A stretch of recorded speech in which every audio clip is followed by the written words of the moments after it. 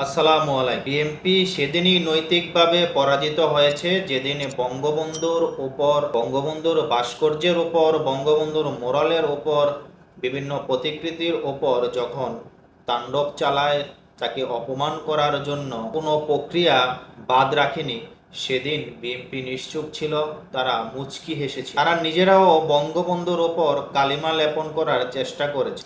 যেই বঙ্গবন্ধুর নেতৃত্বে না হলে বাংলাদেশটা স্বাধীন হতো না, যেই বঙ্গবন্ধুর নেতৃত্ব না থাকলে শহীদ জিয়া স্বাধীনতার ঘোষক হতেন না, সেই তাকেই যখন অপমান করা হয়, আর বিএনপি যেই দলের প্রধান ছিলেন স্বাধীনতার ঘোষক, তারা মুচকি হাসেন, তারা নিজেরাও তার চরিত্র হনন করার চেষ্টা করেন, তখনই তাদের নৈতিক পরাজয় হয়। সেই ধারাবাহিকতায় আমরা দেখলাম কিভাবে সেই স্বাধীনতার ঘোষক শহীদ জিয়ার ছবির ওপর দাঁড়িয়ে তারা একইভাবে নৃত্য করলো, তারা একইভাবে অপমান করলো সেই স্বাধীনতার ঘোষক। এখন আমরা দেখছি বিএনপির নেতারা, বিভিন্ন নেতারা ফুঁসে উঠছেন, বিভিন্ন মন্তব্য করছেন, তারা সামাজিক যোগাযোগ মাধ্যমে ক্ষোভ প্রকাশ করছেন, কিন্তু যার জন্য জিয়াউর রহমান স্বাধীনতার ঘোষক হয়েছেন তাকে অপমান করা হলো, আপনারা খুশি হয়েছেন, আপনারা ঠিক আছে বলেছেন, আপনারা তার চরিত্র হরণের চেষ্টা করেছেন। সেদিন আপনারা নিশ্চুপ ছিলেন, তার ফল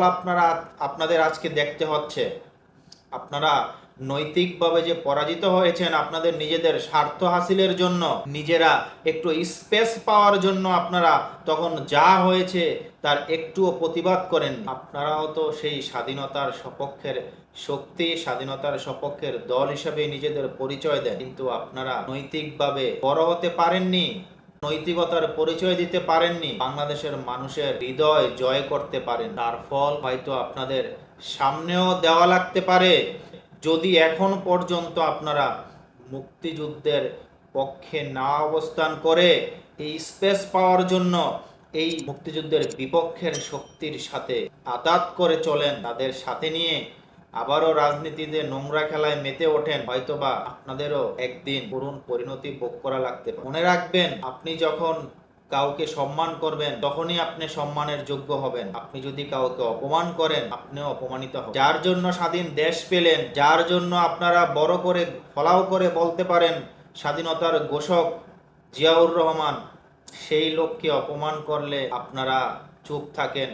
আর আপনাদের যখন ছবির উপর ছবিকে অপমান করা হয়, পা দিয়ে লাথি মারা হয়, উপরে উঠে নাচা হয়, তখন আপনাদের কষ্ট লাগে। খুবই নৈতিকভাবে লজ্জাজনক, অপমানজনক। আপনারা সুস্থ মস্তিষ্কের রাজনীতির কথা বলে সুস্থ রাজনীতি শুরু করতে পারেন, এটার জন্য দায় অবশ্যই আপনাদেরই নিতে হবে। সেদিন যাদের আপনারা মাথায় উঠে নাচিয়েছিলেন, সেই তারাই আজ আপনাদের বিরুদ্ধে মিছিল করছে, বিতাড়িত করার, আপনাদের মাইনাস করার ডিজাইন শুরু করেছে। আপনারা রাজনৈতিকভাবে মাঠে এখন একা হয়ে পড়ছেন, আপনারা গোপনে আঘাত করার চেষ্টা করছেন, আপনারা জোটে বিরানোর চেষ্টা করছেন তাদের। এটা খুবই দুঃখজনক। এতেই বোঝা যায় আপনাদের রাজনীতি কতটুকু অধপতন হয়েছে, আপনাদের নৈতিকতা কতটুকু পরাজয় হয়েছে। হয়তোবা আপনারা দেশের ক্ষমতায়ও আসবেন, কিন্তু আপনাদের এই নৈতিকতা যেই পরাজয় হয়েছে, আপনাদের যেই রাজনৈতিকভাবে অধপতন হয়েছে, সেটা পূরণ করবেন কিভাবে? যেই দোষ করুক না কেন, যেই সরকার প্রধান থাকুক না কেন, যদি সে অপরাধ করে তার বিচার হওয়া উচিত।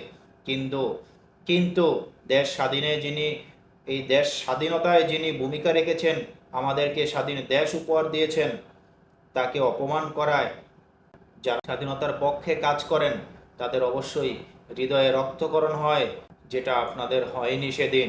আল্লাহ পাক সবাইকে বুঝার তৌফিক দান করুন। সবাই ভালো থাকবেন। আল্লাহ হাফেজ।